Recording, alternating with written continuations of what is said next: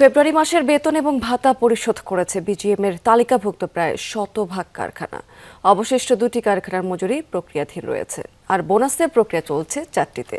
এমন তথ্য জানিয়েছে পোশাক মালিকদের সংগঠন বিজিএমএ। দুপুরে সংবাদ সম্মেলন করেছেন সভাপতি মাহমুদ হাসান খান। তিনি জানিয়েছেন যে পোশাক শিল্প চ্যালেঞ্জিং সময় পার করছে। চলতি অর্থবছরের প্রথম 8 মাসে রফতানি কমেছে প্রায় 4 ভাগ।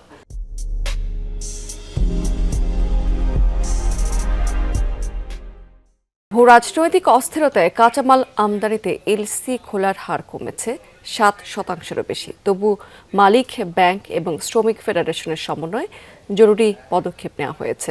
ফেব্রুয়ারি মাসের বেতন পরিশোধে 2,500 কোটি টাকার নগদ সহায়তা ছাড় করা হয়েছে। এখন পর্যন্ত 64% কারখানা মার্চের আংশিক বেতনও দিয়ে দিয়েছে।